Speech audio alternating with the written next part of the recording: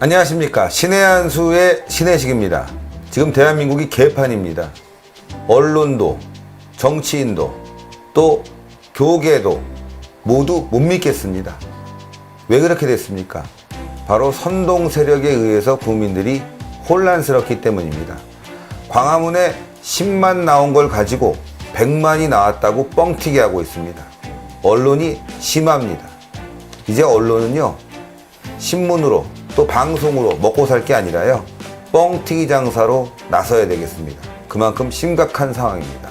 오늘 윤창중 칼럼 세상의 윤창중 대표님과 현 시국에 대해서 진지하게 토론해 보겠습니다. 안녕하십니까? 안녕하십니까? 예. 자, 토론하기 전에요. 네. 어제 칼럼 내용 너무 네. 좋았다고 많은 분들이 이야기하십니다. 그래서 칼럼을 한번 소개를 하고 그 다음에 토론을 이어가겠습니다. 안녕하십니까? 윤창중입니다. 사랑하고 존경하는 국민 여러분, 재외 동포 여러분, 오늘은 과연 박근혜 대통령은 어떤 선택을 해야 할 것인가? 제 나름대로 박근혜 대통령을 향해 충심 어린 고언을 전할까 합니다. 박근혜 대통령은 청와대가 아닌 검찰청사에 직접 나가서 대국민 사과로 국민 마음을 풀어야 한다는 요지로 왜 그럴 수밖에 없는가에 대해서 말씀드리려 합니다. 박근혜 대통령은 이번 최순실 사건과 관련해 조금이라도 이겨보겠다는 생각을 아예 버리고 땅바닥으로 추락할 때까지 추락하겠다는 단단한 마음을 먹어야 합니다. 그래야 나중에 예컨대 적어도 몇 년 후 자신의 업적이 그것도 우연한 기회에 새롭게 국민적 조명을 받게 되는 행운이 생길 때야 비로소 최순실 사건과 관련한 자신의 억울함이 풀려질 수 있다고 저는 생각합니다. 지금 전개되고 있는 최순실 사건에 대해 박근혜 대통령은 다른 누가 어떤 편드는 소리를 해준다 해도 본인만큼은 처음부터 끝까지 사과하고 반성하고 자숙하는 모드로 일관할 필요가 있습니다.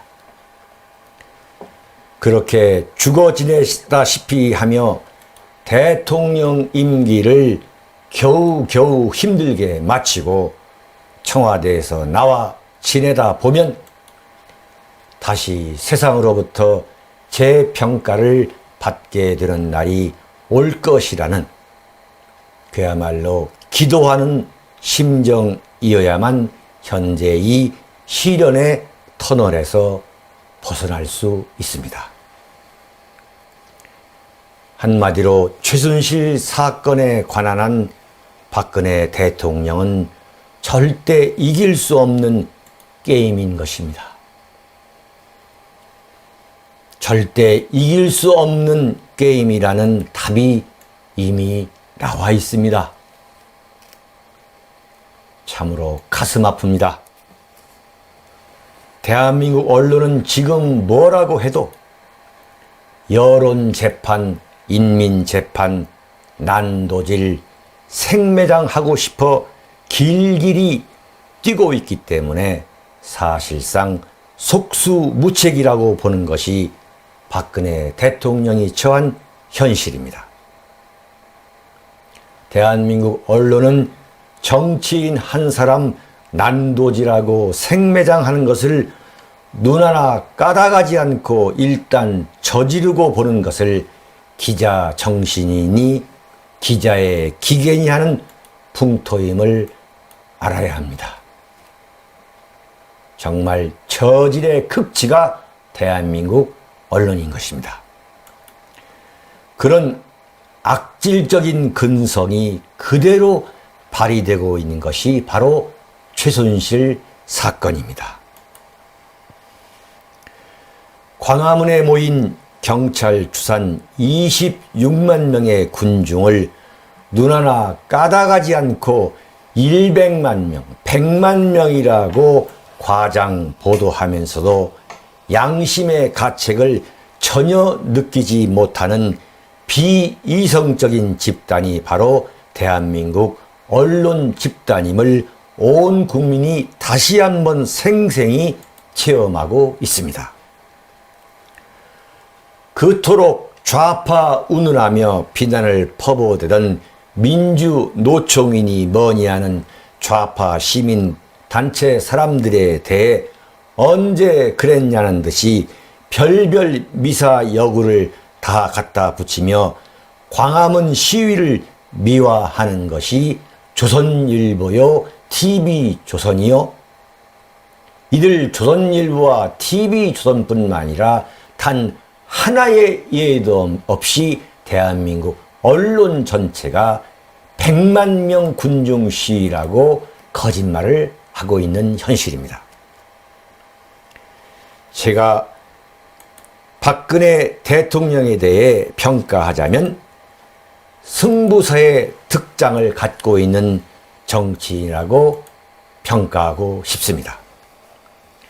결정적인 타이밍을 포착해 물고 늘어지는 근성이 탁월했기 때문에 돌파구를 만들면서 대통령직에 올라 여기까지 오게 된 것이 사실입니다. 그러나 매우 안타깝게도 최순실 사건에 대해서는 조금이라도 승부사적 기질을 발휘해 여론을 반전시키려는 시도를 하는 것은 금물이라고 저는 생각하고 있습니다. 세상이 자신을 버린 것이라는 일종의 자포자기 심리 속에서 최순실 사건을 받아들이는 것이 이번 사건의 터널에서 벗어나는데 도움이 된다고 저는 생각합니다. 따라서 저는 박근혜 대통령이 검찰 수사를 청와대 집무실이나 제3의 장소가 아니라 직접 검찰청사 앞으로 찾아가서 받는 모습이 가장 바람직하다는 조언을 드리고 싶습니다. 셀 수 없이 많은 숫자의 사회적 명망가들이 이른바 폐가 망신을 당하는 현장이라고 할 수 있는 검찰청사 앞에 대통령으로서 당당히 서서 대국민 사과를 하는 것이 오히려 떳떳하고 국민에게도 진정한 사과와 반성의 뜻이 있는 것으로 해석될 수 있습니다. 틀림없이 대통령 주변에서는 청와대 집무실이나 제3의 장소 운운하는 충성파가 있을 것이지만 검찰이 만에 하나라도 그런 예우를 갖추는 모습이 연출된다면 굴욕은 당할 대로 당하면서 오히려 역효과를 불러일으키고도 남게 될 것이라고 저는 내다봅니다. 이런 모욕의 극치라고 해도 결코 과언이 아닌 상황에서 청와대 집무실에서 조사받으면 무슨 예우의 의미가 있다는 말입니까?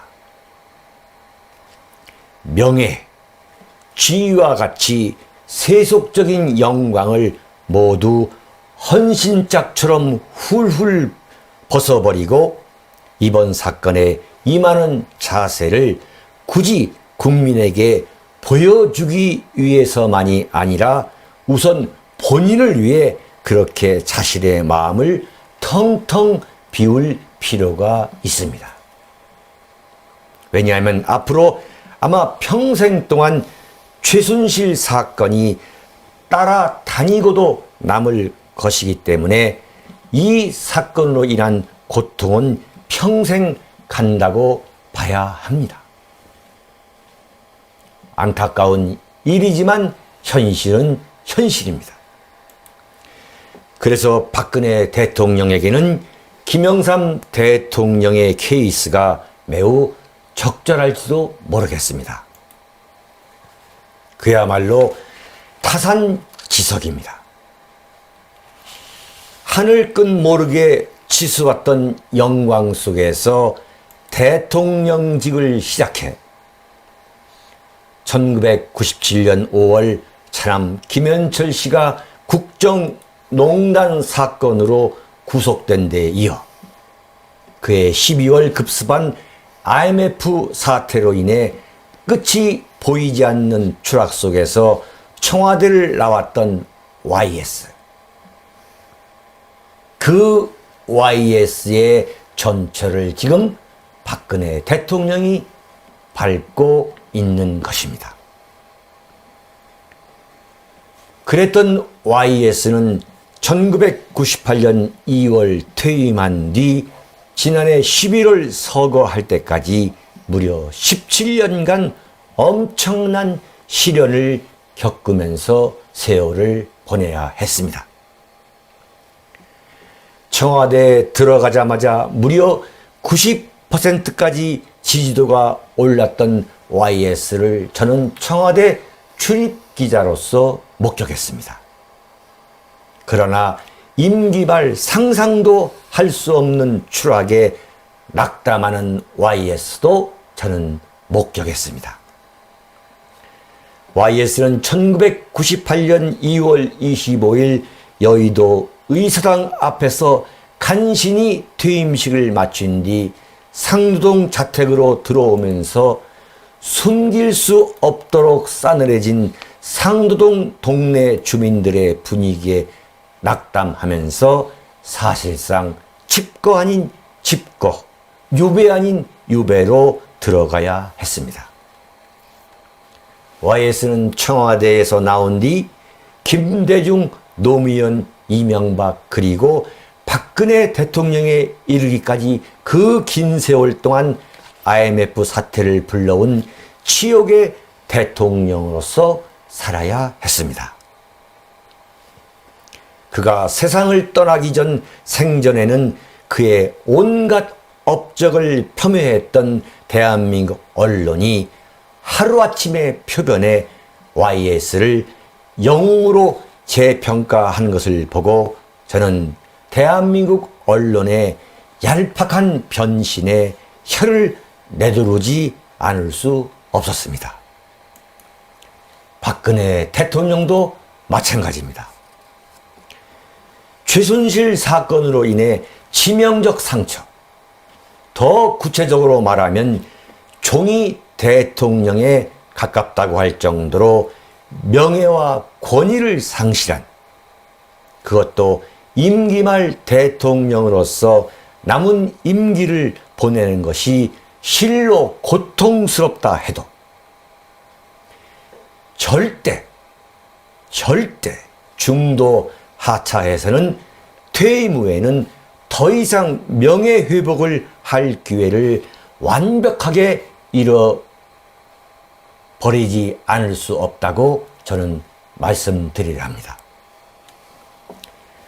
제가 박근혜 대통령의 하야를 극력 반대하는 이유에는 몇 가지 배경이 있습니다.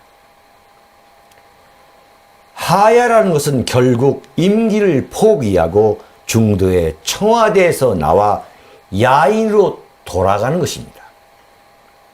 만약 대통령의 공백이 현실화될 경우 쉽게 뜨거워지고 쉽게 식는 대한민국 정치판과 국민 감정을 감안할 때 어떤 형태의 종잡을 수 없는 혼란과 소요가 빚어질지 아무도 예측할 수 없습니다. 무엇보다 박근혜 대통령이 하야하는 순간 그는 대한민국에서 결코 살기 어려울 것입니다. 아예 집 짓밟아 버릴 것입니다. 따라서 망명길을 나설 수밖에 없을 것입니다. 사랑하고 존경하는 국민 여러분, 재외 동포 여러분, 박근혜 대통령의 하야를 막아야 되겠습니까? 내버려둬야 되겠습니까? 또다시 대한민국 대통령이 망명의 길을 떠나는 세계적인 웃음거리, 세계적으로 충격적인 사건을 우리가 또다시 지켜봐야 되겠습니까? 막아야 되겠습니까? 이런 최고 권력의 진공 상태 속에서 아무리 대통령의 유고 자리에 책임 총리가 앉는다 해도 결코 관장하기 어려운 상황이 오지 않을 수 없습니다. 구체적으로 지금 국무총리를 맡고 있는 황교안 국무총리가 대통령 자리를 이어받는 대통령 권한대행을 맡게 될 경우 과연 대한민국 정국을 장악할 수 있겠습니까? 이루 말할 수 없는 엄청난 혼란과 소요와 혼동이 대한민국을 휩쓸고야 말 것입니다. 김정은 북한 정권이 대한민국 정국을 오판해 군사적 도발이라도 할 경우 구체적으로 어떻게 응징과 보복에 나설 것인지, 또 그럴 경우 치러야 하는 대가에 대해 과연 헌법에도 구체적으로 명시되어 있지 않은 대통령 권한 대행이 어떤 책임을 져야 한다는 것인지, 한마디로 상상만 해도 헤쳐나가기 어려운 난제들이 아닐 수 없습니다. 두 번째, 제가 하야를 반대하는 이유는 박근혜 대통령이 만약 임기 중 청와대에서 나올 경우 나중에라도 본인의 노력에 의해 자신의 재임 중 치적조차 명예회복을 할 기회를 영영 잃어버리게 된다는 점 때문입니다. 대한민국 언론의 잔인한 냄비 근성과 냄비 근성에 비춰볼 때 박근혜 대통령의 재임 중 치적까지 모두 폄하의 대상으로 이미 전락시켜 버리고 말았지 않습니까? 이것을 다시 복원하는 것은 본인의 노력이 아니면 대한민국 정치 풍토상 도저히 불가능한 일입니다. 실패한 대통령이라 하더라도 퇴임 후에 성공한 대통령으로 다시 복원한 경우가 미국에서는 여러 차례 있습니다. 박근혜 대통령이 만약 청와대 안에서 검찰 수사를 받을 경우 아무리 대면 수사라 해도 약효가 거의 없을 것입니다. 무슨 약발이 있겠습니까? 오히려 면피를 하려는 꼼수로 비춰질 수 있어 더 큰 부작용을 치를 것임이 틀림없습니다. 제가 보기에 어차피 최순실 사건과 관련해서는 이길 수 없는 게임이고 만신창이가 될 수밖에 없는 게임이기 때문에 차라리 그럴 바에는 현직 대통령임에도 불구하고 담대하게 검찰 수사에 적극적으로 임하는 자세를 국내외 안팎으로 보여줄 필요가 있다고 판단합니다. 만약 박근혜 대통령이 검찰 청사 앞에 나타나 진솔하게 대국민 담화를 발표하고 검찰 수사에 성실하게 임하겠다는 자세를 보이는데 성공한다면 무엇보다 법치민주주의를 바로 세운 대통령이라는 평가를 후세에 받게 될 수 있다고 저는 확신합니다. 박근혜 대통령이 최순실 사건이라는 지역적인 사건에 의해 법의 심판을 받게 되는 순환을 겪게 됐다 해도 또 다른 측면에서 박근혜 대통령이 법 앞에서 대통령조차 예외를 허용하지 않는다는 결연한 자세를 보일 때 대한민국 법치민주주의를 확립하는 데 크게 기여할 수 있습니다. 이런 식으로 박근혜 대통령은 최순실 사건으로 인해 자신이 겪게 되는 지역의 문제와 법에 의해 심판을 받게 되는 법치의 문제를 따로따로 분리해 대응하게 된다면 또 다른 평가를 분명히 받을 수 있는 발판을 마련할 수 있다고 저는 봅니다. 특별검사에 의한 수사를 받는 문제에 있어서도 조금도 주저할 필요가 없습니다. 자신을 완전히 던져야만 나중에 다시 부활할 수 있습니다. 거듭 걱정하건대 박근혜 대통령의 심적 상태는 극히 불안정하지 않을 수 없을 것입니다. 제가 크게 걱정하고 있는 것은 청와대는 밤이 되어 불이 꺼지면 도신 한복판임에도 불구하고 그야말로 산중절간으로 바뀌게 됩니다. 그 깊고 무거운 어둠과 고요 속에서 대통령은 하루를 마감하고 새로운 하루를 맞이해야 하는데 그러하지 않아도 절대 고독 속에서 이 고통의 세월을 보낸다는 것은 결코 말처럼 쉽지 않을 것입니다. 하루아침에 정치적 몰락을 겪게 된 김영삼 대통령이 임기 말에 겪었던 고통과 똑같다고 말을 할 수 있겠습니다.